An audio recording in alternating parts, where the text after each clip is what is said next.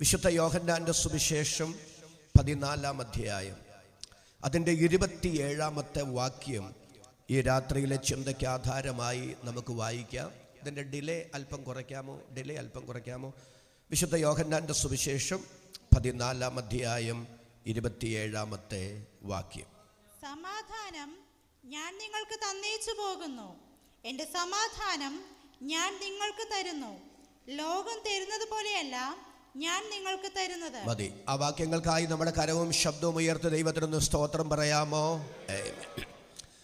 നമ്മുടെ വാഴ്ത്തപ്പെട്ട കർത്താവ് തൻ്റെ ഐഹിക ജീവകാലത്തിൻ്റെ പരിസമാപ്തിയിൽ വിരിച്ചൊരുക്കിയൊരു മുറിക്കകത്ത് അന്ത്യത്താഴത്തിന് പെസഹയാചരണത്തിന് ശിഷ്യന്മാരുമായി വിരിച്ചൊരുക്കിയ ഒരു മുറിക്കകത്ത് സമ്മേളിക്കുമ്പോൾ അവിടെ ഉണ്ടായത് എന്തൊക്കെയാണെന്നാണ് യോഹന്നാന്റെ സുവിശേഷം 13-14 അധ്യായങ്ങളിലായി രേഖപ്പെടുത്തിയിരിക്കുന്നത്.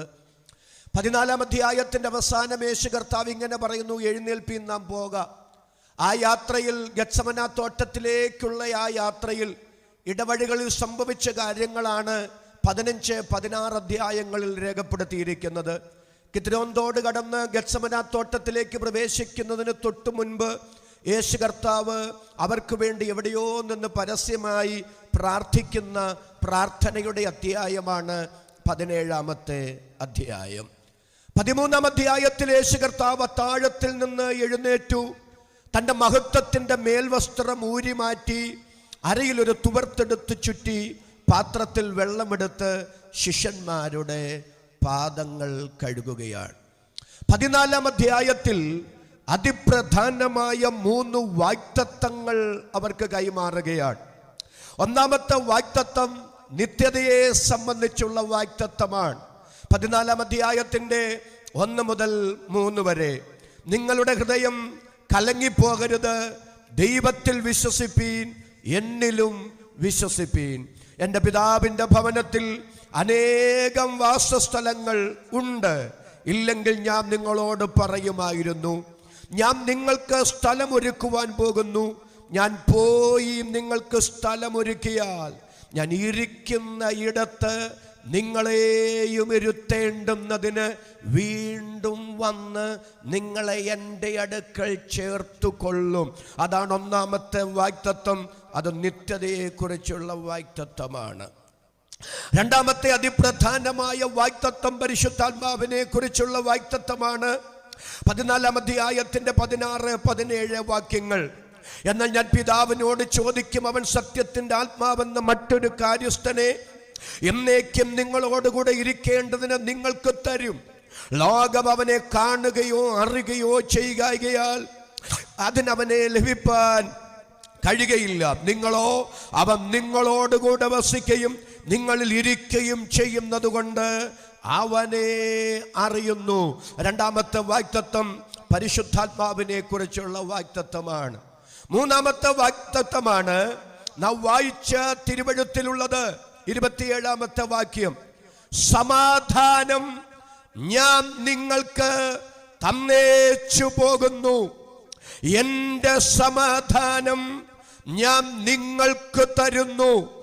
ലോകം തരുന്നത് പോലെ അല്ല ഞാൻ നിങ്ങൾക്ക് തരുന്നത്. ഇനി ആരും വേദപുസ്തകം വായിച്ചു കൊണ്ടിരിക്കരുത്. എൻ്റെ മുഖത്ത് നോക്കി ഞാൻ ഈ പറയുന്നത് ശ്രദ്ധിക്കുക. നമുക്ക് സുഗമമായി ആ തിരുവെഴുത്ത് മനസ്സിലാകപ്പെടേണ്ടുന്നതിന് ഞാനതിനെ 2ആയി തരം തിരിക്കുന്നു. ഒന്നാമത്തെ ഭാഗം യേശു പറയുന്നു, സമാധാനം ഞാൻ നിങ്ങൾക്ക് തന്നേച്ച് പോകുന്നു. രണ്ടാമത്തെ ഭാഗം, എൻ്റെ സമാധാനം ഞാൻ നിങ്ങൾക്ക് തരുന്നു. എന്താണ് ഈ പറയുന്നതിൻ്റെ ആശയം? ഒന്നാമത്തെ ആശയം ശ്രദ്ധിച്ച്, സമാധാനം ഞാൻ നിങ്ങൾക്ക് തന്നേച്ച് പോകുകയാണ്. ഞാൻ അല്പം കൂടെ അതിനെ ഒന്ന് വ്യക്തമാക്കാം.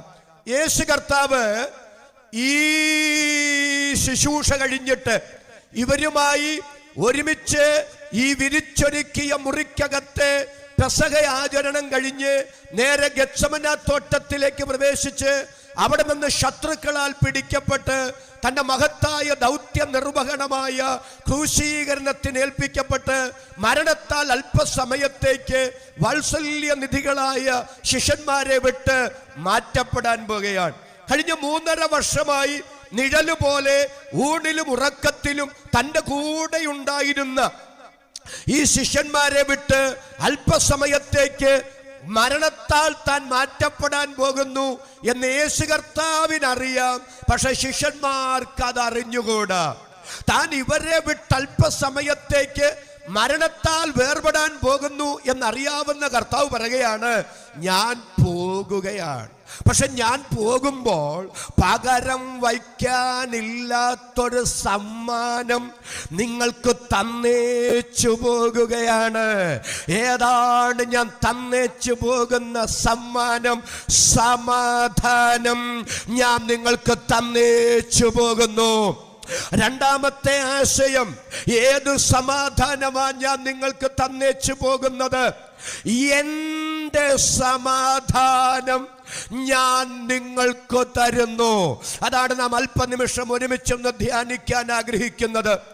എൻ്റെ സമാധാനം ഞാൻ നിങ്ങൾക്ക് തരുന്നു എന്ന് പറയുമ്പോൾ യേശു കർത്താവ് എന്താണ് അർത്ഥമാക്കുന്നത്? ശ്രദ്ധിക്കുക പ്രിയരേ. നമ്മുടെ വാഴ്ത്തപ്പെട്ട കർത്താവ് ഈ ഭൂമിയിലായിരുന്നപ്പോൾ 100% പൂർണ്ണ മനുഷ്യനും 100% പൂർണ്ണ ദൈവവുമായിരുന്നു. ഒരു പൂർണ്ണ മനുഷ്യനെന്ന നിലയിൽ നമ്മേക്കാൾ പ്രതിസന്ധികളിലൂടെ കടന്നുപോയ വ്യക്തിത്വ വിശേഷമാണ് നമ്മുടെ രക്ഷയുടെ നായകൻ. അതുകൊണ്ടാണ് എബ്രായ ലേഖനം 4:15 വായിക്കുന്നത്, നമുക്കുള്ള മഹാപുരോഹിതൻ നമ്മുടെ ബലഹീനതകളിൽ സഹതാപം കാണിപ്പാൻ കഴിയാത്തവനല്ല. അടുത്തത് അറിയാവുന്നവരൊന്ന് സ്തോത്രം ചെയ്ത് പറഞ്ഞ്, പാപമൊഴികെ സകലത്തിലും നമുക്ക് തുല്യനായി പരീക്ഷിക്കപ്പെട്ടവനത്രേ നമുക്കുള്ളത്. എന്നോട് ചേർന്ന വാക്കിന് ആമേൻ പറയാൻ ഈ രാത്രി എത്ര പേർക്ക് മനസ്സുണ്ട്? ചിലപ്പോഴൊക്കെ എനിക്ക് തന്നെ ആശയക്കുഴപ്പം തോന്നിയിട്ടുണ്ട്. പാപം ഒഴികെ സകലത്തിലും നമുക്ക് തുല്യനായി പരീക്ഷിക്കപ്പെട്ടെന്ന് പറയുമ്പോൾ എല്ലാ കാര്യങ്ങളും കർത്താവ് അങ്ങനെ അനുഭവിച്ചിട്ടുണ്ടോ? ദീർഘദൂര യാത്രകൾ ഹൈറേഞ്ചിൽ നിന്നൊക്കെ നടത്തി ചില യോഗങ്ങളൊക്കെ പ്രസംഗിച്ച് കഴിയുമ്പോൾ ആ സ്റ്റേജിൽ ഒരു പാകിട്ടുകായിരുന്നെങ്കിൽ ആ പ്രസംഗം കഴിഞ്ഞ് അവിടെ തന്നെ കിടക്കാമായിരുന്നു എന്നെനിക്ക് തോന്നിയിട്ടുണ്ട്. അത്ര ക്ഷീണങ്ങൾ ഉണ്ടായിട്ടുണ്ട്. വിശേഷാൽ ഈ ദിവസങ്ങളിൽ ശാരീരികമായി കടുത്ത ക്ഷീണങ്ങളിലൂടെ ഞാൻ കടന്നു പോവുകയാണ്. അങ്ങനെ ഒരു ദിവസം ഞാൻ യാത്ര ചെയ്തു പോകുമ്പോൾ എൻ്റെ ഹൃദയത്തിനകത്ത് ഞാൻ ദൈവത്തോട്, കർത്താവിനോട് ചോദിച്ചു, കർത്താവേ, മനുഷ്യന്റെ ക്ഷീണം എന്താണെന്ന് അങ്ങേക്ക് അറിയാമോ? പാപം ഒഴികെ സകലത്തിലും തുല്യനായി മനുഷ്യർക്ക് നമുക്ക് തുല്യനായി പരീക്ഷിക്കപ്പെട്ടെന്ന് പറയുമ്പോൾ ഞങ്ങളുടെ ക്ഷീണം എന്താണെന്ന്, എൻ്റെ ക്ഷീണം എന്താണെന്ന് കർത്താവ് അനുഭവിച്ചിട്ടുണ്ടോ? അങ്ങനെ ഞാൻ ഡ്രൈവ് ചെയ്ത് പോകുമ്പോൾ പെട്ടെന്നൊരു തിരുവഴുത്തിൻ്റെ മനസ്സിലേക്ക് വന്നു. യോഹന്നാന്റെ സുവിശേഷം 4-ാം അധ്യായമാണ്.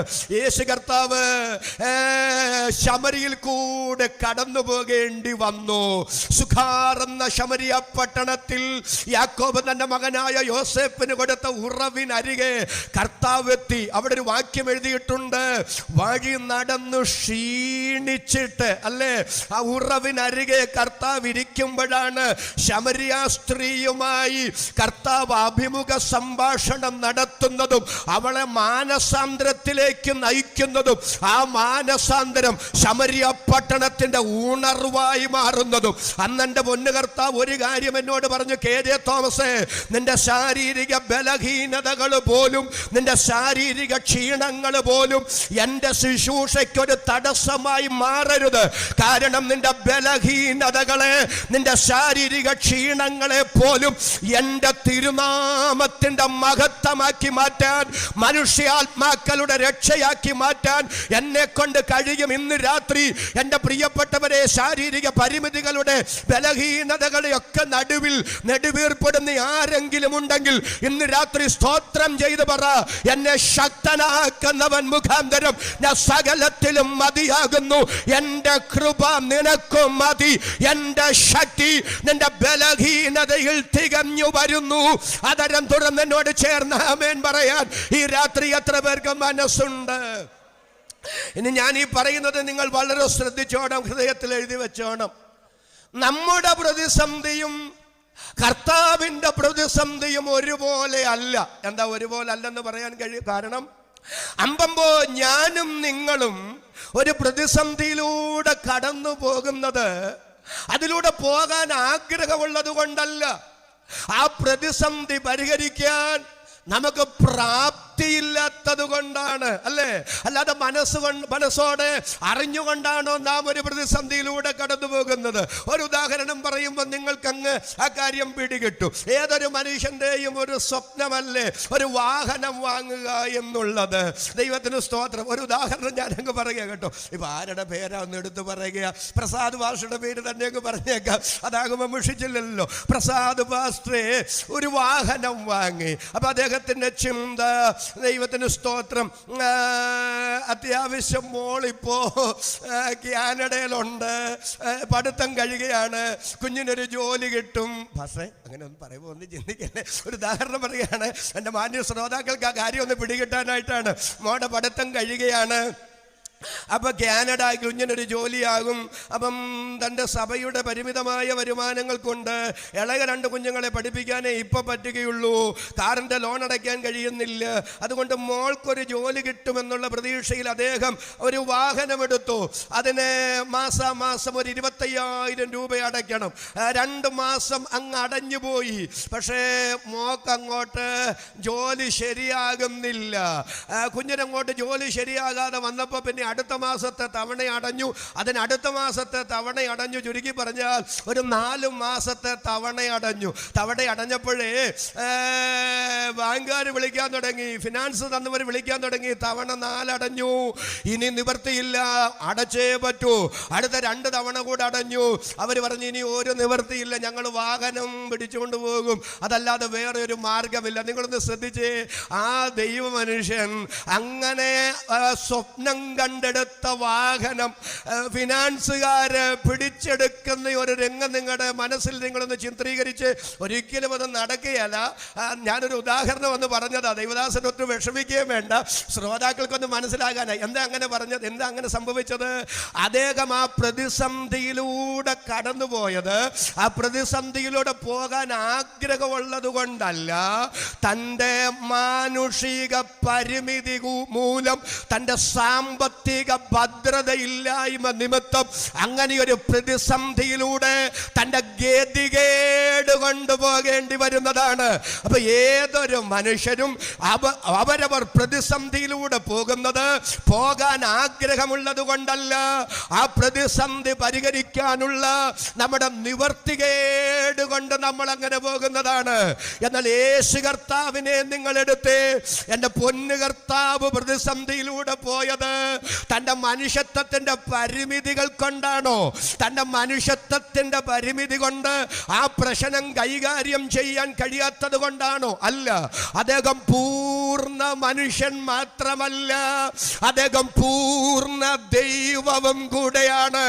തൻ്റെ മനുഷ്യത്വത്തിലെ ഏതൊരു പ്രതിസന്ധിയെയും തൻ്റെ ദൈവത്വം കൊണ്ട് കൈകാര്യം ചെയ്യാൻ പറ്റുന്നതേ ഉള്ളൂ.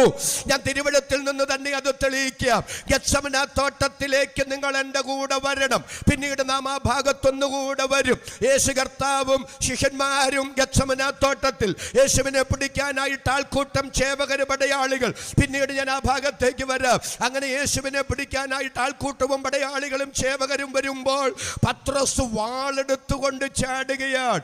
ഉടനെ യേശു കർത്താവ് പറയുന്നു, പത്രോസേ വാൾ ഉറയിലിട്. അടുത്തത്, വാളെടുക്കുന്നവൻ വാളാൽ നശിക്കും. എന്നിട്ട് നിങ്ങൾക്ക് മനസ്സിലാകാൻ എൻ്റെ ഗ്രാമീണ ഭാഷയിൽ ഇങ്ങനെ ഞാൻ പറയാം, കുഞ്ഞെ നിന്റെ നിന്റെ വിചാരം എന്താ? എനിക്ക് ഈ പ്രതിസന്ധിയിൽ നിന്ന് രക്ഷപ്പെടണമെന്ന് ആഗ്രഹമുണ്ടെങ്കിൽ നിന്റെ വാളിന്റെ പ്രയോഗം വേണമെന്നോ? നിന്റെ വാളിന്റെ വക്കാലത്തൊന്നും ഈ പ്രതിസന്ധിയിൽ നിന്ന് രക്ഷപ്പെടണമെന്ന് എനിക്ക് ആഗ്രഹമുണ്ടെങ്കിൽ രക്ഷപ്പെടാൻ കൂട്ടിനു വേണ്ട. ഞാനിപ്പം മുകളിലേക്ക് നോക്കിയാലുണ്ടല്ലോ 12 ലഗ്യോണിലധികം ദൂതന്മാർ ഇവിടേക്ക് ഇറങ്ങി വരാൻ റെഡിയായി നിൽക്കുകയാണ്. ഒരു ലഗ്യോൺ എന്ന് പറഞ്ഞാൽ 6000ആണ്. 12 ലഗ്യോൺ എന്ന് പറഞ്ഞാൽ 72,000ആണ്. എൻ്റെ കർത്താവ് അധരം കൊണ്ട് കൽപ്പിക്കേണ്ട, ഒരാംഗ്യമെങ്കിലും കാണിച്ചാൽ, ഒരു സിഗ്നലെങ്കിലും കൊടുത്താൽ ഇറങ്ങി വരാൻ 12 ലഗ്യോൺ 72,000-ൽ പരം ദൂതന്മാർ നിൽക്കുകയാണ്. 72,000 വേണ്ട, ഒരു ദൂതൻ അവിടെ ഇറങ്ങി വന്നാൽ ഗതികേടായി മാറും. സാഹചര്യങ്ങളെല്ലാം തകിടം മറിയും. പക്ഷേ ദൂതനെ തൻ്റെ ദൈവത്വം കൊണ്ടിറക്കി തൻ്റെ മനുഷ്യത്വത്തിലെ പ്രതിസന്ധിയെ യേശു പരിഹരിച്ചില്ല. എന്തുകൊണ്ട് പരിഹരിച്ചില്ല? താൻ ഈ പ്രതിസന്ധിയിലൂടെ കടന്നു പോകണമെന്നുള്ളത് ദൈവപിതാവിൻ്റെ തിരുവിഷ്ടമാണെന്നറിഞ്ഞ് യേശു സമ്പൂർണ്ണ ദൈവഹിതത്തിന് തന്നെ വിധേയപ്പെടുത്തി കൊടുത്തു. ഇന്ന് രാത്രി ഞാൻ സ്തോത്രം ചെയ്ത് പറയാം, ക്രിസ്തീയ ജീവിതത്തിന്റെ രഹസ്യം ഇതാണ്, ക്രിസ്തീയ ജീവിതത്തിന്റെ മർമ്മം ഇതാണ്. എൻ്റെ ആഗ്രഹങ്ങളും എൻ്റെ ഇച്ഛകളും എൻ്റെ ഇഷ്ടങ്ങളും എൻ്റെ താല്പര്യങ്ങളും സാധിച്ചെടുക്കാൻ ദൈവത്തെ എൻ്റെ ഇഷ്ടത്തിന് വളയ്ക്കുകയല്ല, അതിനപ്പുറത്ത് എൻ്റെ ദൈവത്തിന് എന്നെ കുറിച്ചുള്ള സമ്പൂർണ്ണ ഹിതം എന്താണെങ്കിലും, അത് നേട്ടമാണെങ്കിലും, അത് കോട്ടമാണെങ്കിലും, അത് ഉയർച്ചയാണെങ്കിലും, അത് താഴ്ചയാണെങ്കിലും, അത് നന്മയാണെങ്കിലും, അത് തിന്മയാണെങ്കിലും, സമ്പൂർണ്ണ ദൈവഹിതത്തിന് എന്നെ തന്നെ വിധേയപ്പെടുത്തി തരുന്നു എന്ന് ഒരു ദൈവ പൈതൽ സ്തോത്രം ചെയ്ത് പറയുന്നതാണ് ഗൗരവപൂർണമായ പരിപക്വമായ ക്രിസ്തീയ ജീവിതത്തിന്റെ രഹസ്യം എന്ന് പറയുമ്പോൾ എന്നോട് ചേർന്ന് ആമേൻ പറയാൻ എത്ര അധരങ്ങൾ ഇവിടെയുണ്ട്. അവർക്കായി ഞാൻ ദൈവത്തെ സ്തുതിക്കുന്നു. അധിക കാര്യങ്ങൾ ഇന്ന് രാത്രി അവിടെ വിശദീകരിക്കാൻ ഞാൻ ആഗ്രഹിക്കുന്നില്ല. അതിന് മനോഹരമായ ഒരു ഉദാഹരണം തിരുവെഴുത്തിൽ നിന്ന് ഞാൻ നിങ്ങളുടെ മുമ്പിലേക്കൊന്ന് ചേർത്ത് വയ്ക്കുകയാണ്. അബ്രഹാമും തന്റെ മകനായ ഇസഹാക്കും കൂടെ മോറിയ മലയുടെ ആ കുത്തുകയറ്റം കയറുന്ന രംഗം നിങ്ങളുടെ ഭാവനയിലൊന്ന് കണ്ടേ.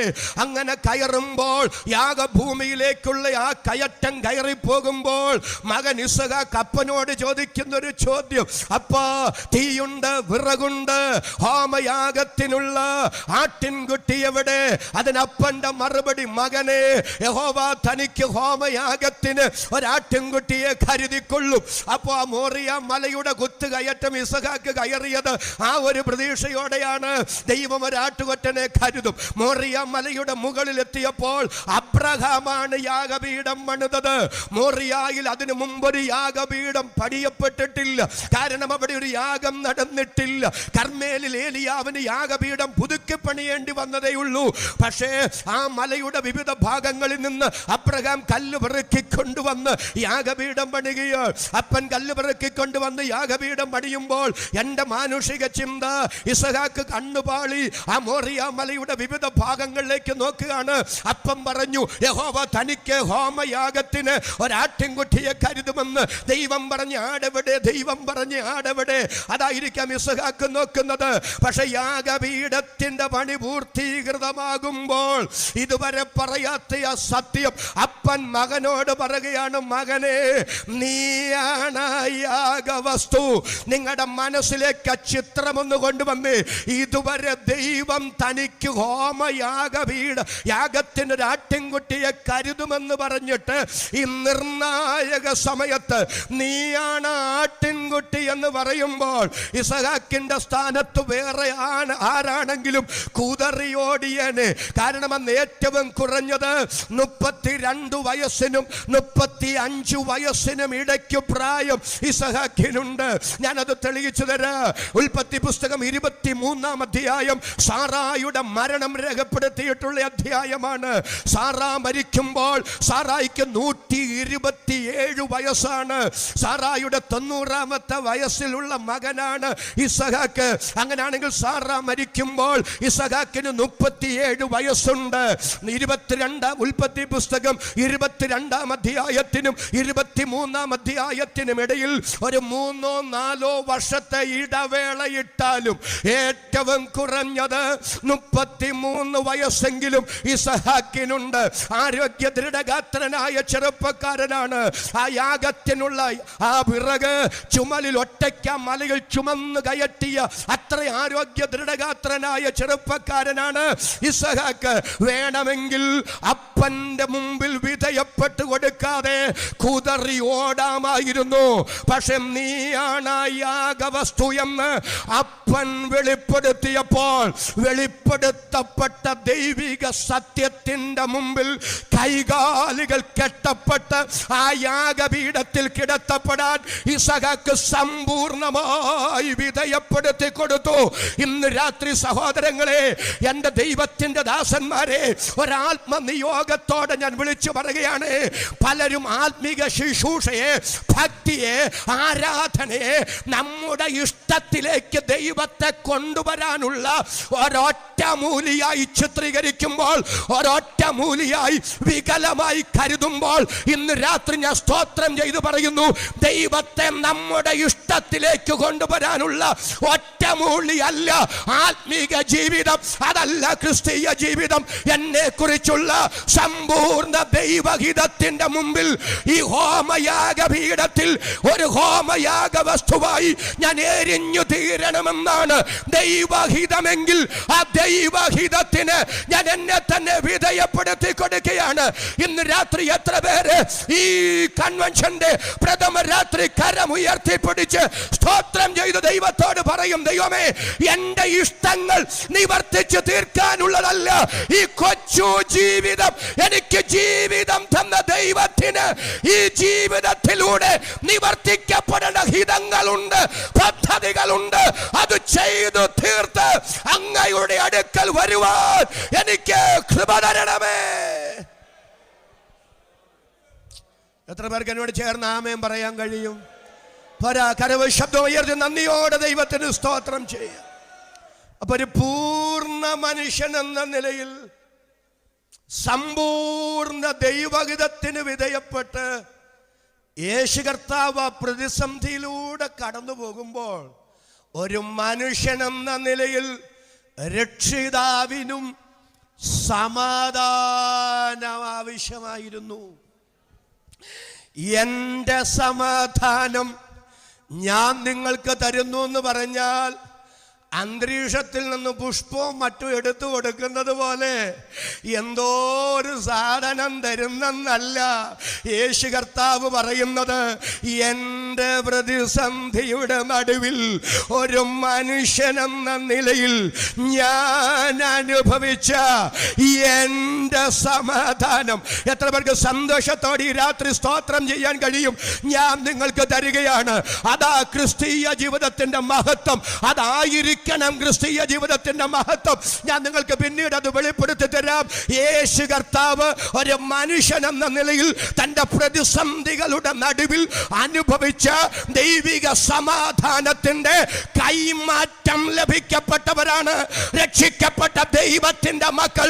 അതാണ് ഇന്ന് രാത്രി പ്രശ്ന കലുഷിതമായ ഈ ലോകത്തെ നമ്മെ നാമാക്കി മാറ്റുന്നത്. എത്ര പേർക്ക് ഈ രാത്രി സന്തോഷത്തോടെ ദൈവത്തിന് സ്തോത്രം ചെയ്യാൻ കഴിയോ? യേശു കർത്താവ് സമാധാനം അനുഭവിച്ച രണ്ട് മേഖലകൾ ഒരു വ്യാഖ്യാനപരമായി ഞാൻ അങ്ങ് പറയുകയാണ്. തെളിയിച്ചിട്ട് നമുക്ക് സമാധാനം അനുഭവിക്കാൻ കഴിയുമോ എന്ന് നമുക്കൊന്ന് വിശകലനം ചെയ്യാം. യേശു കർത്താവും ശിഷ്യന്മാരും കൂടെ അക്കരയ്ക്കൊരു യാത്ര ചെയ്യുകയാണ്. ആ യാത്ര ആരംഭത്തിൽ സുഗമമായിരുന്നു. മിശിഹാ തമ്പുരാൻ ആ പടകിന്റെ അമരത്ത് തലവെച്ച് ഉറങ്ങുകയാണ്. അല്പദൂരം യാത്ര ചെയ്തപ്പോ കാറ്റ് വീശി അടിക്കാൻ തുടങ്ങി, തിര തള്ളിക്കയറുന്നു, ആ പടക് മുങ്ങിക്കൊണ്ടിരിക്കുകയാണ്. ശിഷ്യന്മാര് എന്ത് ആത്മാർത്ഥതയുള്ളവരാണ്! അവരാ പ്രതിസന്ധിയുടെ ആരംഭത്തിലൊന്നും കർത്താവിനെ ബുദ്ധിമുട്ടിച്ചില്ല. കാരണം ദിവസങ്ങളായി വിശ്രമമില്ലാതെ കർത്താവ് ശുശ്രൂഷിക്കുകയാണ്. അതുകൊണ്ട് വിശ്രമത്തിന് കിട്ടിയൊരവസരമാണ്. യേശു കർത്താവ് വിശ്രമിച്ചു കൊള്ളട്ടെ എന്നവര് ആത്മാർത്ഥമായി ചിന്തിച്ചു.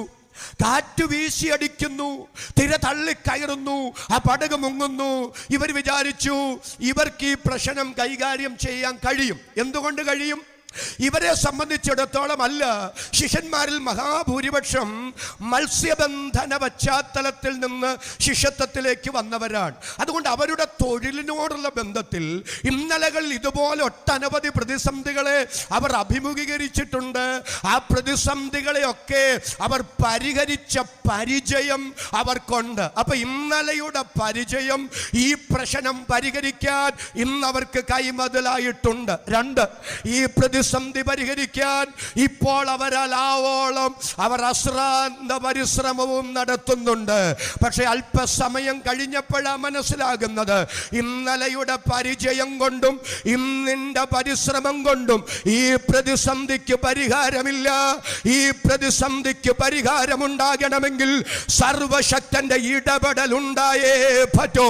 ഇന്ന് രാത്രി സെൻട്രൽ കൺവെൻഷന്റെ പ്രഥമ രാത്രി ചില പ്രതിസന്ധികളിൽ നിന്ന് രക്ഷപ്പെടാൻ നിങ്ങളാൽ ആവോളം നിങ്ങൾ പരിശ്രമിച്ചിട്ടും പ്രതിസന്ധിയിൽ നിന്ന് പുറത്തു വരാൻ കഴിയാതെ ഇനി എന്ത് എന്ന് ചിന്തിച്ച് നെടുവീർപ്പെടുന്ന ആരെങ്കിലും ഇതിനകത്തുണ്ടെങ്കിൽ ഇന്ന് രാത്രി ദൈവവചനത്തിലൂടെ ദൈവാത്മാവ് നമ്മോട് സംസാരിക്കുകയാണ്.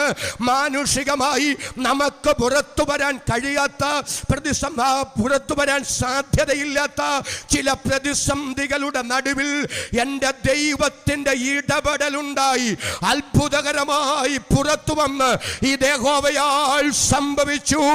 മനുഷ്യരുടെ ദൃഷ്ടിയിൽ ആശ്ചര്യവുമായിരിക്കുന്നു എന്ന് തുള്ളിച്ചാടി സ്തോത്രം ചെയ്ത് പറയത്തക്ക നിലയിൽ നിങ്ങൾക്ക് മാനുഷികമായി പുറത്തു വരാൻ സ്വയം കഴിയാത്ത ചില മേഖലകളിൽ നിന്ന് നിങ്ങളെ അത്ഭുതകരമായി പുറത്തു കൊണ്ടുവരുന്ന ഒരു ദൈവിക ഇടപെടൽ ഉണ്ടാകുമെന്ന് ഈ രാത്രി പരിശുദ്ധാത്മാവ് ചിലരോട് വചനത്തിലൂടെ അതിശക്തമായ ദൈവാലോചന കൈമാറുമ്പോൾ അതരം തുറന്ന് സ്തോത്രം ചെയ്യാൻ എത്ര പേർക്ക് മനസ്സുണ്ട്? അവരെ കരമടിച്ച് അധരങ്ങൾ തുറന്ന് അല്പനിമിഷം ഈ രാത്രി സ്തോത്രം ചെയ്യാം. ദൈവത്തിന്റെ പരിശുദ്ധാത്മാവ് ഇന്ന് രാത്രി ചിലരോട് ഇടപെടുകയാണ്. നിങ്ങൾക്ക് മാനുഷികമായി സ്വയം പുറത്തു വരാൻ കഴിയാത്ത ചില പ്രതിസന്ധിയിൽ ഒരു ദൈവിക ഇടപെടൽ നിശ്ചയമായും ഉണ്ടാകും. Thank you, Lord Jesus. ഇന്ന് രാത്രി കർത്താവ് എന്നോട് ഇങ്ങനൊരു പദം പറയുന്നു. മഹാപുരോഹിതനായ യോശുവ പ്രവാസത്തിൽ നിന്ന് മടങ്ങി വന്ന് ദൈവാലയം പണിതുകൊണ്ടിരിക്കുമ്പോൾ സാത്താൻ അവനെതിരെ അവകാശവാദവുമായിട്ടൊക്കെ വരുന്നുണ്ട്. പക്ഷെ മഹാപുരോഹിതനായ യോശുവയെ കുറിച്ച് ദൈവം പറയുന്നൊരു പദമുണ്ട്. ഇവൻ തീയിൽ നിന്ന്, എല്ലാവരും ഒന്ന് സ്തോത്രം ചെയ്ത് പറയാമോ, വലിച്ചെടുക്കപ്പെട്ട ഒരു കൊള്ളിയാണ്. പ്രവാസമാകുന്ന തീച്ചൂളയ്ക്കകത്തു നിന്ന് കത്തുന്ന പരിശോധനയ്ക്കകത്തു നിന്ന് എൻ്റെ പദ്ധതിക്കായി ഞാനൊരു കൊള്ളി പോലെ ഇവനെ വലിച്ചെടുത്തതാണ്. ഇന്ന് രാത്രി നിന്ന് കത്തുന്ന അഗ്നിശോധനകളുടെ നടുവിൽ, വേദനകളുടെ നടുവിൽ ഇതെന്നെ കൊണ്ട് പോകൂ എന്ന് നീ ചിന്തിക്കുന്ന ചില തീച്ചൂളകളുടെ നടുവിൽ എൻ്റെ ദൈവം ഇടപെട്ട് അത്ഭുതകരമായി പുറത്തു കൊണ്ടുവരുന്ന ഒരു ദൈവിക ഇടപെടൽ നിശ്ചയമായും സംഭവിക്കുമെന്ന് ഇന്ന് രാത്രി പരിശുദ്ധാത്മാവ് ദൈവാലോചന കൈമാറുമ്പോൾ എങ്ങനെ ആധാരം മൂട്ടിയിരിക്കാൻ കഴിയും? പരപ്രേരണ കൂടാതെ ഇതെന്നോടുള്ള ദൈവ ശബ്ദമാണെന്ന് തിരിച്ചറിഞ്ഞ് ആധാരം തുറന്ന് കരമടിച്ച് ദൈവത്തിന് നന്ദി പറയാൻ ഈ രാത്രി എത്ര പേർക്ക് മനസ്സുണ്ട്? അവർക്കായി ഞാൻ ദൈവത്തെ സ്തുതിക്കുന്നു. ശക്തമായൊരു ദൈവകൃപയുടെ വ്യാപാരം ഈ രാത്രി ഇതിനകത്ത് സംഭവിക്കട്ടെ.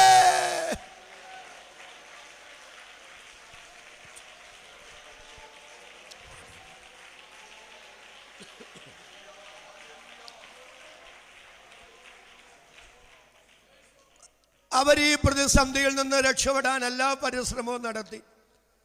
അതെല്ലാം നിരർത്ഥകമായി മാറിയപ്പോൾ യേശു കർത്താവിനെ തട്ടി വിളിച്ചിട്ട് ചോദിക്കുകയാണ്. എനിക്ക് വലിയ ഹൃദയസ്പർശകമായ ഒരു ചോദ്യമാണ്, അല്ലേ? നമുക്ക് തന്നെ വിഷമം തോന്നും. നാഥാ, ഞങ്ങൾ നശിച്ചു പോകുന്നതിൽ അങ്ങേക്ക് വിചാരമില്ല. സത്യം പറയാം, നിങ്ങൾ എന്നെ തെറ്റിദ്ധരിക്കരുത്. ഈ കാര്യത്തിൽ ഞാൻ ശിഷ്യന്മാരുടെ കൂടെയാണ്. കർത്താവിൻ്റെ കൂടെ നിൽക്കാമായിരുന്നു. ഈ പ്രതിസന്ധിയുടെ ആരംഭത്തിൽ ഇവരാവശ്യപ്പെടുന്നതിന് മുമ്പ് കർത്താവ് പ്രതികരിച്ചിരുന്നെങ്കിൽ ഏത് കാറ്റ്, അല്ലേ? നമ്മുടെ ചില പ്രസംഗകരൊക്കെ പറയുന്ന പോലെ ഏത് കാറ്റ്, ഏത് തിര.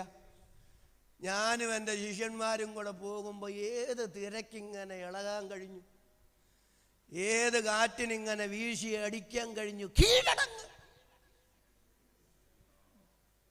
ആരംഭത്തിൽ കർത്താവ് അങ്ങനെ പറഞ്ഞിരുന്നെങ്കിൽ, പക്ഷെ കർത്താവ് പ്രതികരിച്ചില്ല. അപ്പോൾ നമ്മൾ പറയുന്നത് കർത്താവ്, നമ്മൾ പറയുന്നില്ലേ, കർത്താവ് ഉറങ്ങ ഉറങ്ങ ഉറങ്ങ, നീ ഉണത്ത്, അല്ല എന്തെല്ലോ വ്യാഖ്യാനങ്ങളാ. വേറെ ചില പറഞ്ഞ കർത്താവ് ഉറങ്ങിപ്പോയത് ഇവരാരും സംസാരിച്ചില്ല, അത് പ്രാർത്ഥനയുമായിട്ട് അങ്ങ് കണക്ട് ചെയ്യുകയാണ്. നിങ്ങളെല്ലാവരും ഒന്ന് സ്തോത്രം ചെയ്ത് എന്നോട് വന്നേ. ഇസ്രായേലിൻ്റെ പരിപാലകൻ, എല്ലാവരും ഒന്ന് സ്തോത്രം ചെയ്ത് പറഞ്ഞ്, ഉറങ്ങുന്നില്ലല്ലോ, മയങ്ങുന്നില്ലല്ലോ. കർത്താവ് ഇതെല്ലാം അറിയുന്നില്ലേ? അറിയുന്നുണ്ട്. പക്ഷെ ഇവർ പറയുക, നാഥാ, ഞങ്ങൾ നശിച്ചു പോകുന്നതിൽ അങ്ങേക്ക് ഇപ്പം മനസ്സിലായി ഒരു വിചാരവും.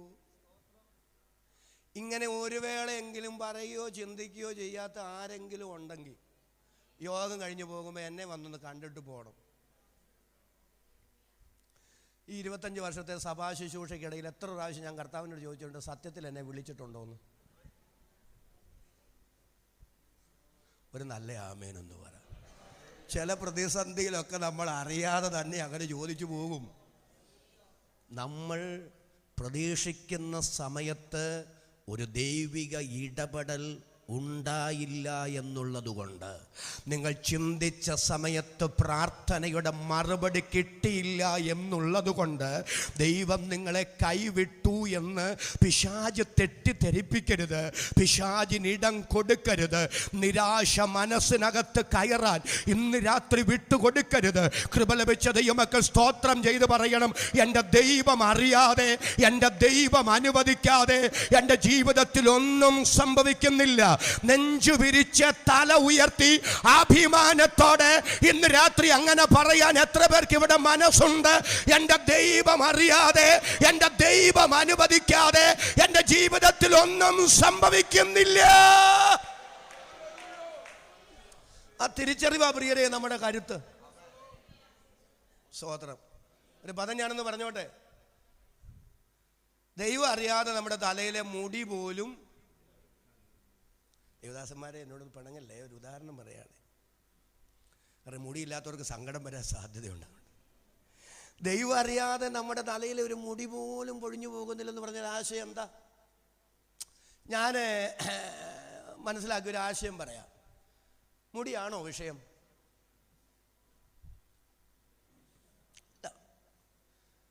മുടിയല്ല വിഷയം. ഉദാഹരണം പറഞ്ഞു, ഞാനിപ്പോൾ ഇങ്ങോട്ട് പ്രസംഗിക്കാൻ വരുന്നതിന് മുമ്പ് ബാത്റൂമിൽ കുളിക്കാൻ കയറി ഉടനെ ഞാൻ ബാത്റൂമിൽ കിടന്ന് ഉറക്കം നിലവിളിക്കുകയാണ്.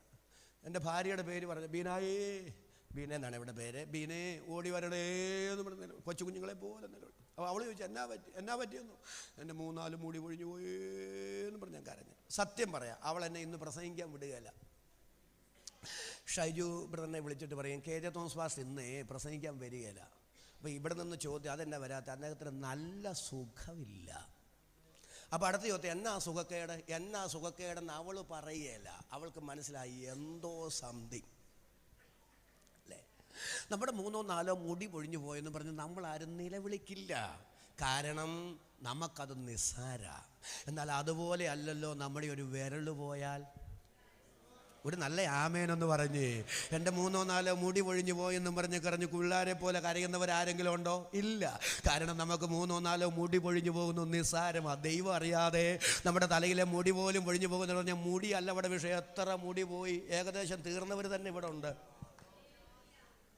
ചില വീടുകളൊക്കെ ചെല്ലുമ്പോഴേ ചില അച്ഛന്മാർ ഈ ഫോട്ടോ കാണിച്ചിട്ട് ചോദിക്കും, പാസ്റ്റേ ആ ഫോട്ടോയിലോട്ടൊന്ന് ശ്രദ്ധിച്ച് നോക്കിക്കേ, അതാരാണെന്നൊന്ന് പറയാമോ? എന്നിട്ട് ഒരു കുസൃതിച്ചിരി.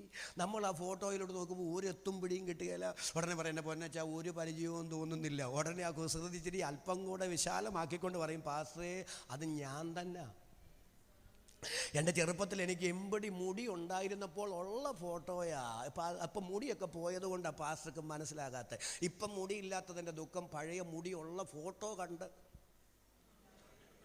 മറക്കുന്നവരുണ്ട്. അപ്പം ഞാൻ പറഞ്ഞതിൻ്റെ ആശയം ഏകദേശം അല്ലേ, മിക്കവാറൊക്കെ മുടി തീർന്നവരില്ലേ? അപ്പം എന്താ ഞാൻ പറഞ്ഞതിൻ്റെ ഉദ്ദേശം, നമുക്ക് 3-4 മുടി ഒഴിഞ്ഞു പോകുന്നതൊന്നും അല്ല മിക്കവാറും പോയെന്നൊന്നും പറഞ്ഞ് നമുക്ക് ഒത്തിരി നിരാശയൊന്നും ഇല്ല. അതുപോലല്ല നമ്മുടെ ശരീരത്തിൻ്റെ വേറൊരു അവയവം പോയാൽ, അപ്പം നമ്മുടെ തലയിലെ ഒരു മുടി ദൈവം അറിയാതെ പൊഴിയുന്നില്ലെന്ന് പറഞ്ഞാൽ മുടിയല്ല അവിടെ വിഷയം. അങ്ങനൊന്നും ആരും എടുക്കരുത്.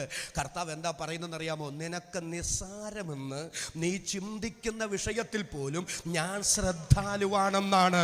നീ നിസ്സാരമെന്ന് ചിന്തിക്കുന്ന കാര്യത്തിൽ എൻ്റെ കർത്താവ് ശ്രദ്ധാലുവാണെങ്കിൽ നമ്മുടെ ഗൗരവമായ വിഷയങ്ങളിൽ എത്രയധികം ശ്രദ്ധാലുവായ, എത്രയധികം ബോധ്യത്തോടെ ആ കാര്യം കൈകാര്യം ചെയ്യാൻ അധികാരമുള്ള വിശ്വസ്തനായ ഒരു സൃഷ്ടാവിനെ ഇന്ന് രാത്രി നാം സ്തോത്രം ചെയ്ത് ആരാധിക്കുന്നത്.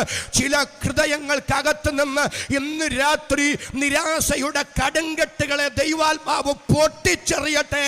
ഞാൻ ഈ വചനം ശുശ്രൂഷിക്കുന്ന ഈ സമയത്ത് ചില ഹൃദയങ്ങൾ സ്വതന്ത്രമാകുന്നത് ആത്മനിയോഗത്താൽ എനിക്ക് തിരിച്ചറിയാൻ കഴിയുന്നു. ആ ബോധ്യമുള്ളവരും മാത്രം അധരങ്ങൾ തുറന്ന് അല്പനിമിഷം പരപ്രേരണ കൂടാതെ ദൈവത്തിന് സ്തോത്രം ചെയ്യാം. വിശ്വസിക്കുന്നവർക്ക് വേണ്ടി വ്യാപരിക്കുന്ന ദൈവശക്തി ഇന്ന് രാത്രി ഇതിനകത്ത് പ്രവഹിക്കുന്നുണ്ട്. പ്രിയരെ, ഇന്ന് രാത്രി പരിശുദ്ധാത്മാവ് എനിക്ക് ഉറപ്പു തരുന്നുണ്ട്, ചില നിരാശയുടെ ഭാണ്ഡങ്ങളുമായി ഇതിനകത്ത് വന്നവരുണ്ട്. കർത്താവ് ഈ രാത്രി അതെടുത്തു മാറ്റുകയാണ്.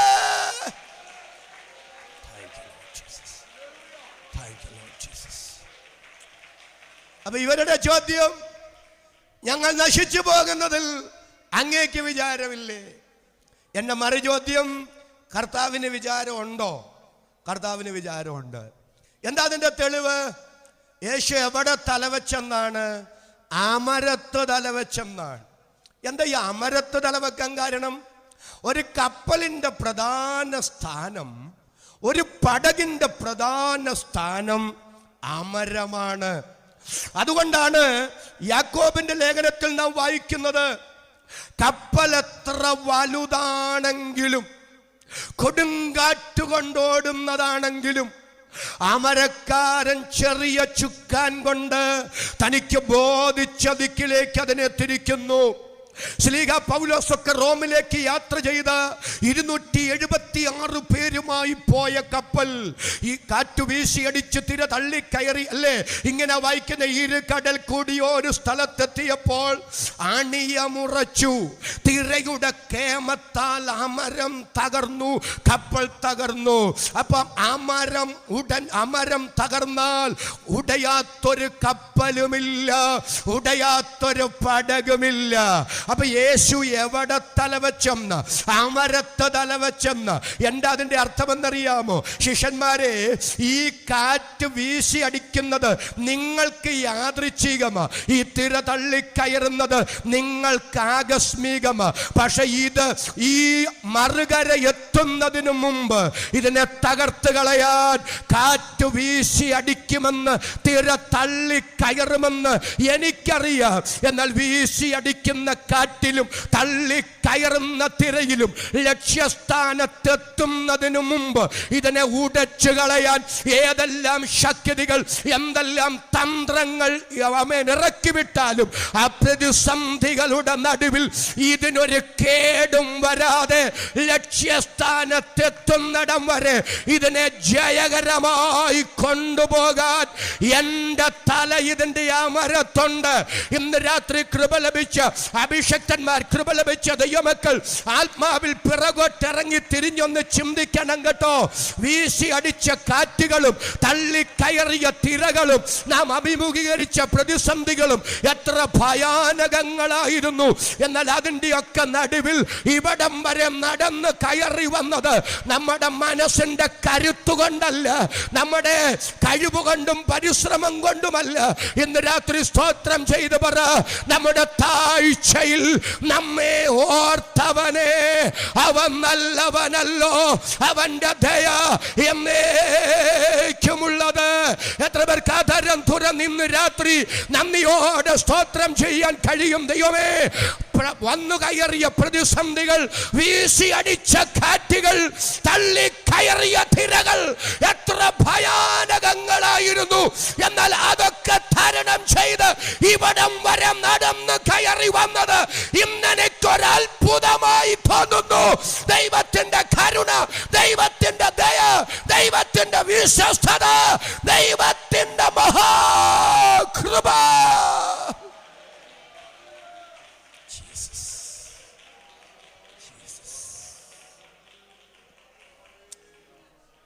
അപ്പൊ വീശിയടിച്ച കാറ്റ്, തള്ളിക്കയറിയ തിര, മുങ്ങുന്ന പടക്, അലറിക്കരയുന്ന 12 ശിഷ്യന്മാർ. എന്നാൽ ആ പ്രതിസന്ധിയുടെ നടുവിൽ എൻ്റെ രക്ഷിതാവ് ശാന്തമായി ഉറങ്ങി. ഒരു നല്ല ആമേൻ എന്ന് പറയാമോ? അതാണ് അദ്ദേഹം അനുഭവിച്ച സമാധാനം. എത്ര പേർക്ക് പിടികിട്ടി? കരവും ശബ്ദവും ഉയർത്തി ഒരിക്കൽ കൂടെ ഒരു നല്ല ആമേൻ പറയാം. രണ്ടാമത്തെ ഉദാഹരണം ഞാൻ തിരുവഴുത്തിൽ നിന്ന് നിങ്ങളുടെ മനസ്സിലേക്ക് തരാം. ഗെത്സമന തോട്ടത്തിലേക്ക് നമുക്കൊന്നുകൂടെ വരണം.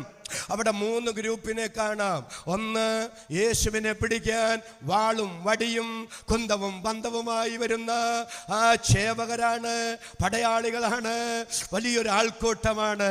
അവരുടെ ചിന്ത എന്താണെന്നറിയാമോ? അർദ്ധരാത്രി കഴിഞ്ഞ ഈ സമയത്ത് ആരാണ് യേശു എന്നൊന്ന് മനസ്സിലാക്കിയാൽ മതി, ഇപ്പൊ പിടിക്കാം കട്ടായം എന്ന നിലയിലാണ് അവർ വരിക. അങ്ങനെ അവർ വരുമ്പോൾ എൻ്റെ രക്ഷിതാവ് അവരുടെ അടുക്കലേക്ക് ഇറങ്ങിച്ചെന്നിട്ട് ചോദിക്കുന്നു, നിങ്ങൾ ആരെ തെരയുന്നു? നിങ്ങൾ ആരെ തെരയുന്നു എന്ന് ചോദിക്കുമ്പോൾ അവരുടെ മറുപടി, നസറയനായ യേശുവിനെ. എൻ്റെ രക്ഷിതാവ് ശാന്തമായി പ്രതിവചിച്ചു, അത് ഞാനാകുന്നു, ഞാനാകുന്നു എന്ന് കേട്ടപ്പോൾ അവരെല്ലാവരും കൂടെ പിറകോട്ട് വീണു. എൻ്റെ പ്രിയരെ, പലരും എന്നോട് ചോദിച്ചിട്ടുണ്ട്, യേശു ക്രിസ്തു ദൈവമാണോ? ഞാൻ പറഞ്ഞു, എന്താ സംശയം? യേശു ദൈവമാണ്. ഉടനെ അവരുടെ മറുചോദ്യം, ദൈവത്തെ പിടിക്കാൻ പറ്റുമോ? ദൈവത്തെ കൊല്ലാൻ പറ്റുമോ? ദൈവത്തെ ക്രൂശിക്കാൻ പറ്റുമോ? പക്ഷെ ഞാൻ അവരോട് ചോദിച്ചിട്ടുണ്ട്, നിങ്ങളോട് ആരാ പറഞ്ഞത് യേശുവിനെ പിടിച്ചതാന്ന്, യേശുവിനെ കൊന്നതാന്ന്, യേശുവിനെ ക്രൂശിച്ചതാന്ന്? അങ്ങനെ യേശുവിനെ ആരും പിടിച്ചതല്ലെന്ന്. ഗെത്സമന തോട്ടത്തിൽ എല്ലാവരും ഒന്ന് സ്തോത്രം ചെയ്ത് വരണേ. പിടിക്കാൻ വന്നവര് പിറകോട്ട് വീണ് ബോധം കെട്ട് കിടക്കുമ്പോൾ എൻ്റെ രക്ഷിതാവിന് രക്ഷപ്പെടണമെന്ന് ആഗ്രഹമുണ്ടായിരുന്നെങ്കിൽ രക്ഷപ്പെടാമായിരുന്നു. കാരണം പിടിക്കാൻ വന്നവന്മാര് ബോധം കെട്ട് കിടക്കുകയാണ്. പഴയ നിയമത്തിൽ നമുക്കൊരു പ്രവാചകനെ അറിയാം, ഏലീശ അല്ലേ? അദ്ദേഹത്തെ പിടിക്കാനായിട്ട് ആരാ രാജാവ് സൈന്യത്തെ വിട്ടപ്പോ പിടിക്കാൻ വന്നപ്പോൾ അദ്ദേഹം ദൈവത്തോട് ഒരൊറ്റ പ്രാർത്ഥന, ദൈവമേ ഇവന്മാരുടെ എല്ലാം കാഴ്ച കളയണേ, അവരുടെ എല്ലാം കാഴ്ച പോയി. ഉടനെ ഒന്നും അറിയാത്തതുപോലെ പ്രവാചകൻ ചെന്ന് ചോദിക്കാൻ, നിങ്ങൾ ആരെ തെരഞ്ഞു വന്നതാ, എവിടുന്ന് വന്നതാ? ഉടനെ അവര് പറഞ്ഞു, ഇന്നിടത്തുനിന്ന് വന്നു, ഇന്നാരെ പിടിക്കാൻ വന്നതാ. ഉടനെ ഏലീശ പറയാണ്, അങ്ങേരിവിടെങ്ങുമില്ല, അങ്ങേരുള്ള സ്ഥലം ഞങ്ങൾ കാണിച്ചു തരാം, ഞാൻ കാണിച്ചു തരാം, കൂടെ പോരാൻ പറഞ്ഞു. ഈ പാവം കാഴ്ചയില്ലാത്തവർ ഇങ്ങേരുടെ വാക്ക് വിശ്വസിച്ച് പോയി. ശമരിയിലെത്തിയപ്പോൾ തിരിച്ചൊരൊറ്റ പ്രാർത്ഥന, ദൈവമേ ഇവരുടെ കാഴ്ച ഇവർക്ക് കാഴ്ച തിരിച്ചു കൊടുക്കണേ. ഞാൻ പലപ്പോഴും ചിന്തിച്ചിട്ടുണ്ട്, ദൈവമേ കാഴ്ച കൊടുക്കാനും കാഴ്ച എടുക്കാനും പ്രവാചകന് അധികാരം ഉണ്ടായിരുന്നു. ആ അധികാരം എങ്ങാനും എനിക്ക് കിട്ടിയിരുന്നെങ്കിൽ ഞാനും ഭാര്യയും മക്കളും എനിക്ക് ഇഷ്ടമുള്ളവർക്ക് മാത്രമേ കാഴ്ച കാണുകയുള്ളായിരുന്നു. അതുകൊണ്ടാണ് നമുക്ക് പലതും ദൈവം തരാത്ത അല്ലേ? അപ്പൊ ഏലീശായ്ക്കൊരു പ്രതിസന്ധി വന്നപ്പോ പിടിക്കാൻ വന്നവരുടെ കാഴ്ച കളഞ്ഞ പ്രതിസന്ധിയിൽ നിന്ന് ഏലീശ രക്ഷപ്പെട്ടു. പക്ഷേ തന്നെ പിടിക്കാൻ വന്നവർ പിറകോട്ട് വീണ് ബോധം കെട്ട് കിടക്കുമ്പോൾ രക്ഷപ്പെടണമെന്ന് ആഗ്രഹമുണ്ടായിരുന്നെങ്കിൽ യേശുവിന് രക്ഷപ്പെടാമായിരുന്നു. എൻ്റെ മാന്യ സുഹൃത്തെ, രക്ഷപ്പെടാൻ പഴുതില്ലാതിരുന്നത് കൊണ്ട്, ഗതികേട് കൊണ്ട് സംഭവിച്ചതല്ല. യേശു ക്രിസ്തുവിൻ്റെ ക്രൂശ് മരണം യേശുവിനെ ആരും പിടിച്ചതല്ല. ഇന്ന് എന്നെ പിടിച്ചോളാൻ പറഞ്ഞ് പൊന്നുകർത്താവ് സ്വയം ഏൽപ്പിച്ചു കൊടുത്തതാണ്. എന്നോട് ചേർന്ന വാക്കിന് ആമേൻ പറയാൻ തൻ്റെ ഇടമുള്ള എത്ര പേര് ഈ രാത്രി ഇവിടെ വന്നിട്ടുണ്ട്. അവർക്കായി ഞാൻ ദൈവത്തെ സ്തുതിക്കുന്നു. നിങ്ങൾ നിങ്ങളുടെ മനസ്സിൽ അതൊന്ന് കണ്ട്, ആ പിടിക്കാൻ വരുന്നവരാ പിടിക്കുന്ന പിടി നിങ്ങൾ ഓർത്ത്. സത്യം പറഞ്ഞ ബോധം കെട്ട് വീണ് എണീറ്റ് കഴിഞ്ഞപ്പോഴാണ് ഇദ്ദേഹം ആരാന്ന് മനസ്സിലായത്. ഇനി രണ്ടാമത്തെ ഗ്രൂപ്പ് കൂടെ നടക്കുന്ന വീരശൂര പരാക്രമികളായ ശിഷ്യന്മാരാണ്. മരിച്ചാലും മറക്കുകയെന്നൊക്കെ പറഞ്ഞവരാ. പക്ഷേ സാഹചര്യം വന്നപ്പോൾ ഓടിയ ഓട്ടം നിങ്ങളുടെ മനസ്സിൽ നിങ്ങൾ കണ്ടാൽ മതി. എന്നാൽ ആ തോട്ടത്തിൽ സമാധാനം അനുഭവിക്കുന്ന ഒരേ ഒരാൾ യേശു കർത്താവാണ്. ഞാൻ ഉദാഹരണം പറയാം. നിങ്ങൾ എത്ര കരുത്തന്മാരായ മനുഷ്യരാണേലും നിങ്ങൾ മാനസികമായി തകർന്നാൽ നിങ്ങളെ കൊണ്ടൊന്നും നടക്കുകയില്ല. ഞാനിപ്പം കുമളിയിൽ നിന്ന് ഇവിടെ വന്നെന്ന് പറഞ്ഞാലും പ്രസംഗിക്കാൻ വന്നെന്ന് പറഞ്ഞാൽ എൻ്റെ ഭാര്യയുമായിട്ട് അടിയും കഴിഞ്ഞ് ഇവിടെ നിൽക്കുമ്പോഴെല്ലാം ഭാര്യയെ പറഞ്ഞ ചീത്തയും അവക്കിട്ട് തല്ലിയതെല്ലാം മനസ്സിൽ കൊണ്ടുവന്ന് ഇങ്ങനെ നിന്ന് ഞാനിവിടെ വെക്കി വല്ലതും പറയുന്നുള്ളതല്ലാതെ ഒന്നും നടക്കുകയില്ല. ഒരാമേനൊന്ന് പറ നിങ്ങൾ. കാരണം മാനസികമായി നമ്മൾ അസ്വസ്ഥരായാൽ എത്ര പാടി പരിചയം ഉണ്ടായാലും, പ്രസംഗിച്ച് പരിചയം ഉണ്ടായാലും, സഭായോഗം നടത്തി പരിചയം ഉണ്ടായാലും ഒന്നും നടക്കില്ല. ചില ഒത്തിരി പരിചയം ഉണ്ടായാലും ചിലർ എണ്ണീറ്റെന്ന് പറഞ്ഞ് കേട്ടില്ലേ, നമുക്ക് സ്തോത്രകാഴ്ചയുടെ സമയത്ത് സങ്കീർത്തനം വായിക്കാവുന്നു, സങ്കീർത്തന വായനയുടെ സമയത്ത് സ്തോത്രകാഴ്ച എടുക്കാമെന്നും പറയും. അത് പരിചയമില്ലാത്തത് കൊണ്ടല്ല, മനസ്സ് അസ്വസ്ഥമായതുകൊണ്ട്. എല്ലാവരും ഒന്ന് സ്തോത്രം ചെയ്തു വാ. പതറിപ്പോവും. ഇത് പിശാചിന് അറിയാം പ്രിയരെ. രാമേനൊന്ന് പറ. ഇത് പിശാചിന് നല്ലവണ്ണം അറിയാം. നിങ്ങളെത്ര കരുത്തന്മാരാണെങ്കിലും, നിങ്ങളെത്ര പ്രഭാഷകരാണെങ്കിലും, നിങ്ങളെത്ര കൃപാവരങ്ങളുള്ളവരാണെങ്കിലും, നിങ്ങളെത്ര പരിചയ സമ്പത്തുള്ളവരാണെങ്കിലും, മാനസികമായി നിങ്ങൾ തകർന്നാൽ നിങ്ങളെ കൊണ്ടൊന്നും ചെയ്യാൻ കഴിയില്ല എന്ന് ദുഷ്ടപിശാചിനറിയാം. അതുകൊണ്ട് ദൈവത്താൽ ഉപയോഗിക്കപ്പെടുന്നവർക്കെതിരെ ഒന്നിന് പിറകെ മറ്റൊന്ന്, അത് മാറുമ്പോൾ വേറൊന്നായി മാനസികമായി സ്വസ്ഥത നഷ്ടപ്പെട്ട് ഒരിക്കലും അവർ സ്വസ്ഥത പുറത്തു വരാൻ ഇട വരുത്തുകയില്ലെന്നുള്ള ആ വലിയ പരാക്രമത്തിൽ ഇരുളിന്റെ ശക്തികൾ തന്ത്രങ്ങൾ മെനയുന്നത് ഇന്ന് രാത്രി സുവിശേഷ യോഗത്തിൽ ദൈവത്തിന്റെ കൃപാവരങ്ങളുള്ളവർ, ആത്മിക ശുശ്രൂഷകളുള്ളവർ, കർത്താവിന് വേണ്ടി വളരെ പ്രയോജനപ്പെടേണ്ട ആരെയെങ്കിലും ഈ രാത്രി അവരുടെ കഴിവുകൾ, കൃപാവരങ്ങൾ, ശുശ്രൂഷകൾ ഫലപ്രദമായി പുറത്തെടുക്കാൻ കഴിയാതെ മാനസികമായി ഇരുളിന്റെ ശക്തികൾ തകർത്ത് കളഞ്ഞിട്ടുണ്ടെങ്കിൽ, പാമ്പുകളെയും തേളുകളെയും ചവിട്ടാൻ, ശത്രുവിന്റെ സകല ബലത്തെയും കെടുത്താൻ അധികാരം തന്ന സ്വർഗത്തിനും ഭൂമിക്കും നാഥനായ നസ്രയനായ യേശു ക്രിസ്തുവിന്റെ നാമത്തിൽ ഞങ്ങൾ ഒരുമിച്ച് ആത്മാവിൽ ശാസിക്കുന്നു. ആ പൈശാചിക പദ്ധതികൾ ഇന്ന് രാത്രി അഴിഞ്ഞു മാറട്ടെ. പിശാചിന്റെ പ്രവർത്തികളെ അഴിപ്പാൻ തന്നെ പ്രത്യക്ഷനായ ദൈവപുത്രനായ നമ്മുടെ വാഴ്ത്തപ്പെട്ട കർത്താവും രക്ഷിതാവുമായ യേശു ക്രിസ്തുവിന്റെ നാമത്തിൽ ഇന്ന് രാത്രി ആ മേഖലയിൽ ഒരു ദൈവിക വിടുതൽ ദൈവാത്മാവ് അയക്കട്ടെ.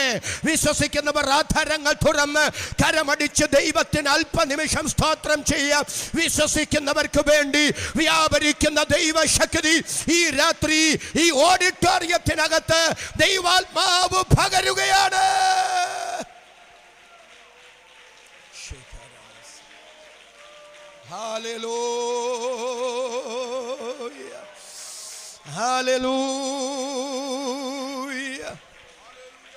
ഇപ്പൊ നമ്മൾ മാനസികമായി തകർന്നാൽ നമ്മളെ കൊണ്ടൊന്നും നടക്കില്ല, അല്ലേ? എത്ര കരുത്തനാണേലും നടക്കുകയല്ല. എന്നാൽ യേശുവിനെ നിങ്ങളൊന്ന് ശ്രദ്ധിച്ചേ. പ്രതിസന്ധിയുടെ തീക്കുണ്ടത്തിന്റെ അകത്ത് നിൽക്കുക.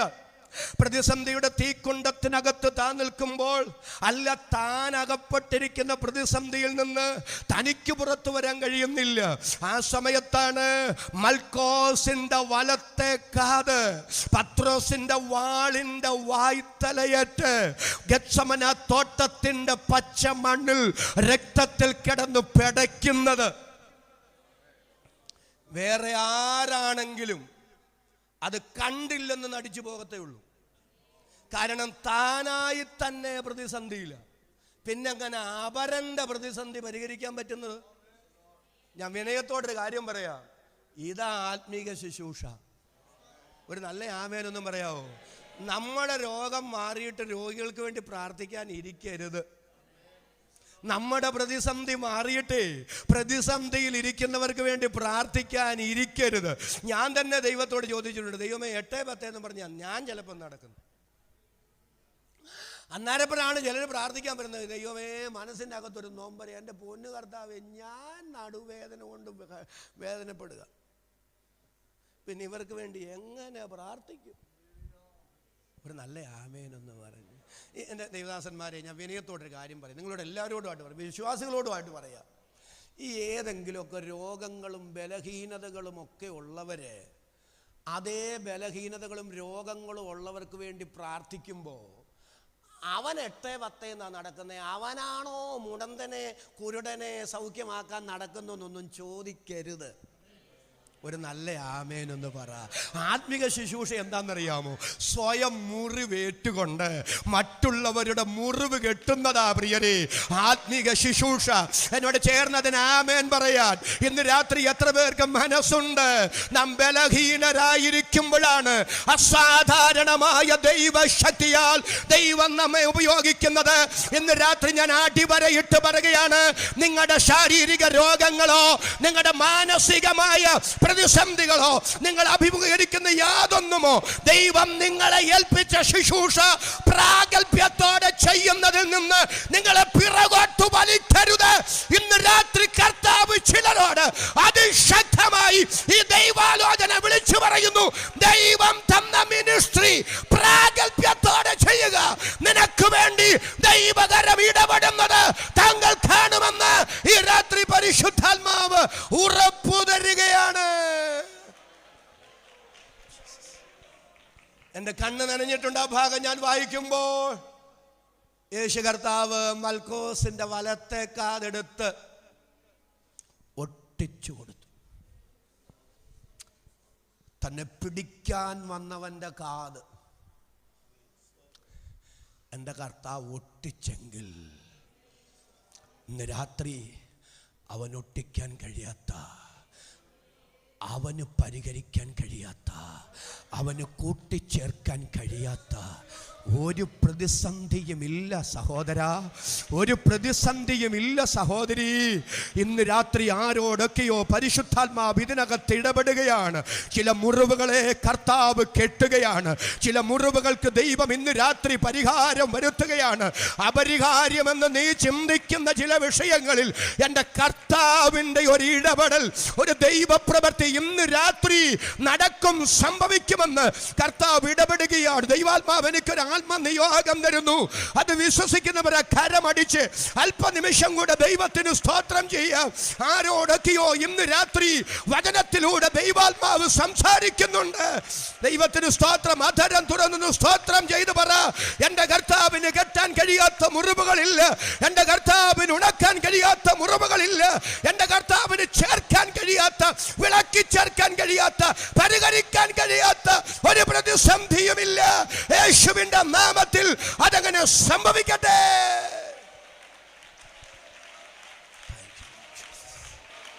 Glory glory glory. അണപൊട്ടി ഒഴുകുന്ന ആവേശത്തിൽ അധരം തുറന്ന് ദൈവത്തിന് സ്തോത്രം ചെയ്യാൻ എത്ര അധരങ്ങൾ ഇവിടെ ചലിക്കും, എത്ര കരങ്ങൾ ഇവിടെ അടിക്കപ്പെടും. യേശുവിന് മഹത്വം കൊടുക്കാം. പിതാവും പുത്രനും പരിശുദ്ധയാത്മാവുമാം ത്രിയേക ദൈവത്തിന് ഇന്ന് രാത്രി മഹത്വം അർപ്പിക്കാം, ആരാധന അർപ്പിക്കാം. ഞാൻ ഈ വചനം ഇവിടെ ശുശ്രൂഷിച്ചു കൊണ്ടിരിക്കുമ്പോൾ നാളുകളായി, വർഷങ്ങളായി ഉണങ്ങാത്ത ചില മുറിവുകൾ, പരിഹരിക്കപ്പെടാത്ത ചില വിഷയങ്ങൾ ദൈവം ഏറ്റെടുക്കുകയാണ്. ദൈവം ചില മുറിവുകൾ കെട്ടുകയാണ്, ചില മുറിവുകൾ ഉണങ്ങുകയാണ്, ചില പ്രശ്നങ്ങൾ പരിഹരിക്കപ്പെടുകയാണ്, ചില കൂടിച്ചേരലുകൾ സംഭവിക്കപ്പെടുകയാണ്.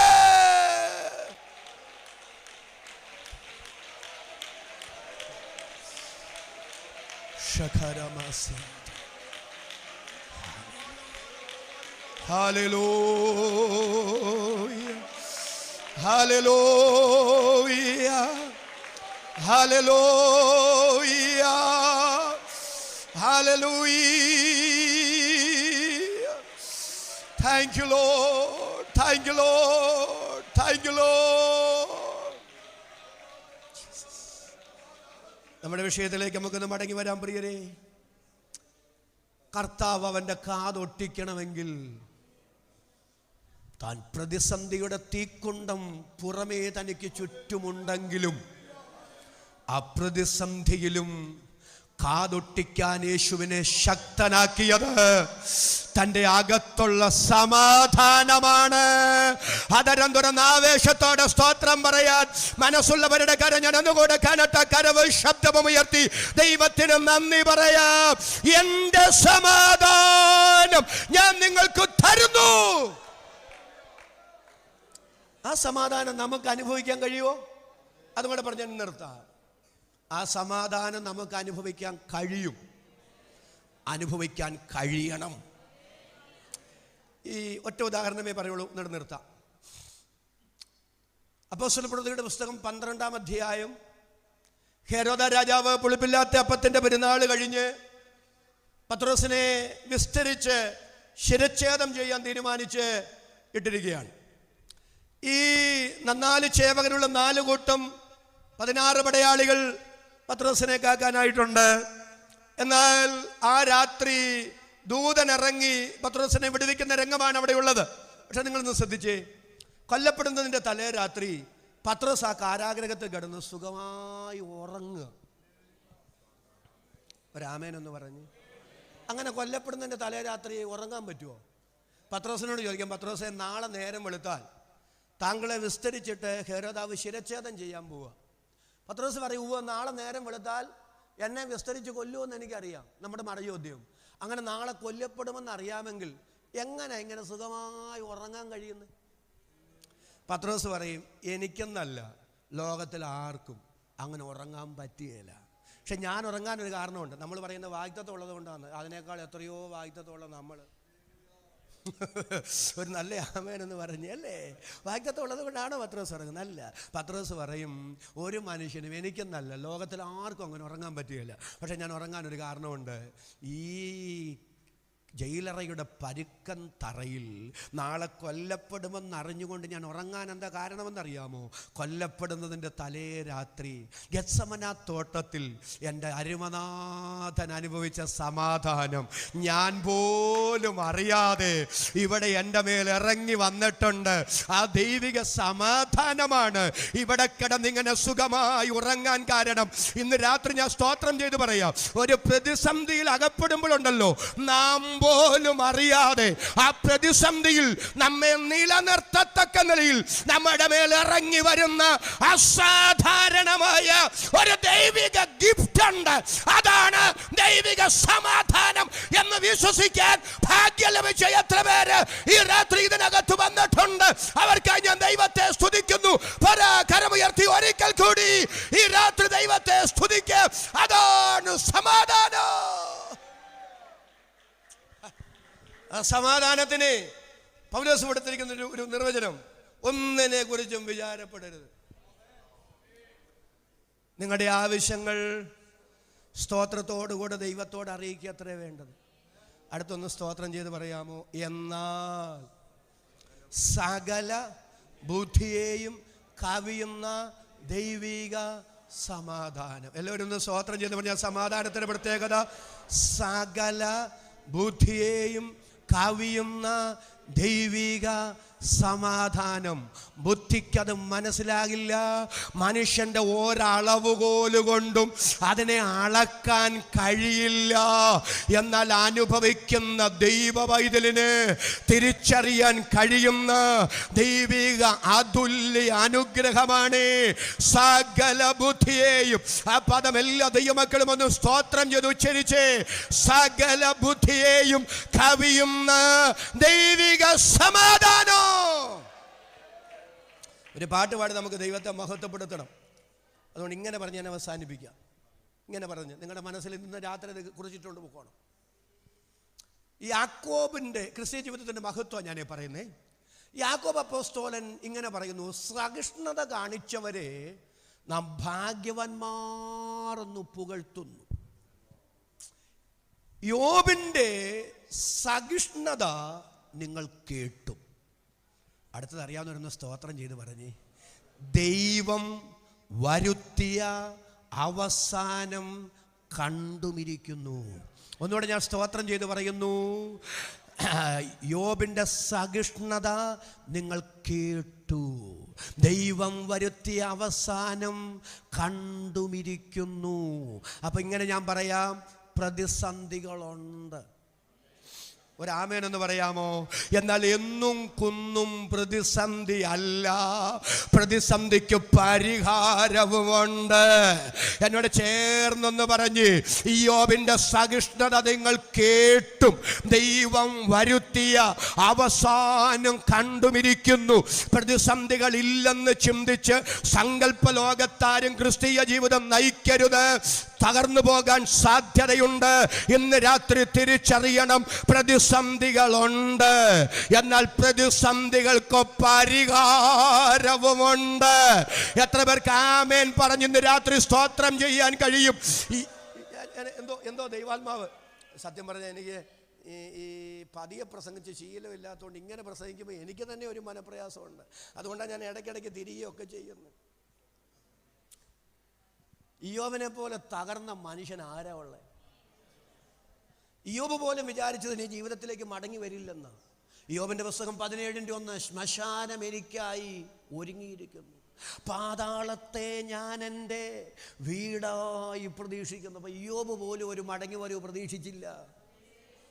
ഇയ്യോബിൻ്റെ ഭാര്യ ചത്ത് കളയാന്നൊക്കെ പറയാൻ കാരണം അദ്ദേഹത്തിൻ്റെ ശ്വാസം പോലും അവൾക്ക് അസഹനീയമായി മാറാൻ കാരണം എന്നെങ്കിലും മടങ്ങി വരുമ്പോൾ, എന്നാലും എൻ്റെ മുന്നുഭാര്യ ഞാൻ ആ കഷ്ടത്തിലിരുന്നപ്പോൾ നീ എന്നോട് ഇങ്ങനെ പെരുമാറിയില്ലോ എന്ന് പറയുമെന്നൊരു പ്രതീക്ഷ ഉണ്ടായിരുന്നെങ്കിൽ ഒരിക്കലും അങ്ങനെ ചെയ്യില്ല.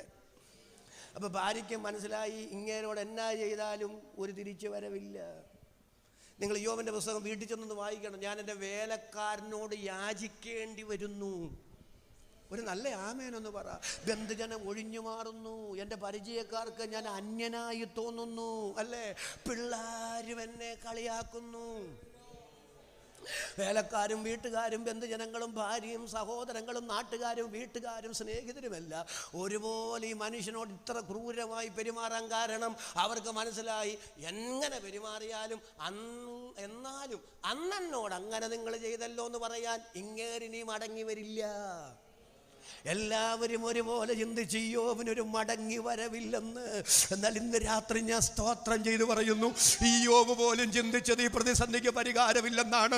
നാട്ടുകാരും വീട്ടുകാരും ഭാര്യയും സഹോദരങ്ങളും എല്ലാം ചിന്തിച്ചത് ഈ പ്രശ്നത്തിൽ നിന്ന് ഇനി യോബ് മടങ്ങി വരില്ലെന്നാണ്. പക്ഷെ സർവശക്തന്റെ പദ്ധതിയിൽ ആ പ്രതിസന്ധിക്കകത്ത് നിന്ന് ഈ യോബ് പുറത്തു വരണമെന്ന് നിർണയമുണ്ടായിരുന്നു. ഇന്ന് രാത്രി സ്തോത്രം ചെയ്ത് പറ, ദൈവത്തിന്റെ നിർണയമേ സംഭവിക്കൂ, ദൈവത്തിന്റെ നിർണയം നടക്കും.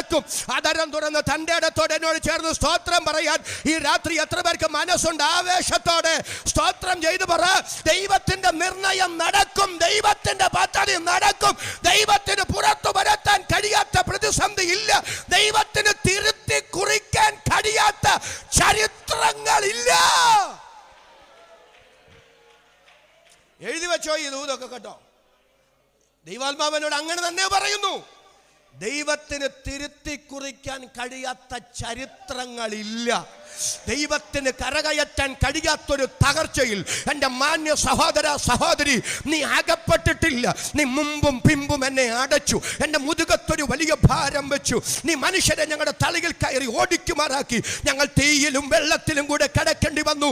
അടുത്തത് എഴുതി വെച്ചോ, എങ്കിലും, എല്ലാവരും ഒന്ന് സ്തോത്രം ചെയ്ത് പറ, എങ്കിലും നീ എന്നെ സമൃദ്ധിയിലേക്ക് കൊണ്ടുവന്നിരിക്കുന്നു. എങ്കിലും എന്ന് പറയത്തക്ക നിലയിൽ താങ്കൾക്ക് തന്നെ അത്ഭുതം തോന്നുമാറ് ചില പ്രതിസന്ധികളിൽ നിന്ന് കരകയറ്റം ഉണ്ടാകുമെന്ന് ഈ രാത്രി പരിശുദ്ധാത്മാവ് ദൈവവചനത്തിലൂടെ ദൈവാലോചന കൈമാറുന്നു. ഇപ്പൊ പ്രതിസന്ധിയുണ്ട്, പ്രതിസന്ധിക്ക് പരിഹാരമുണ്ട്. എല്ലാവരും ആമേൻ പറഞ്ഞ്. പരിഹാരത്തിനൊരു സമയമുണ്ട്. ഒന്നുകൂടെ പറയുന്നു, പ്രതിസന്ധികൾ ഉണ്ട്, പ്രതിസന്ധികൾക്ക് പരിഹാരം ഉണ്ട്. പരിഹാരം സമയത്ത് സംഭവിക്കുന്നിടം വരെ നിലനിർത്താൻ സമാധാനവുമുണ്ട്.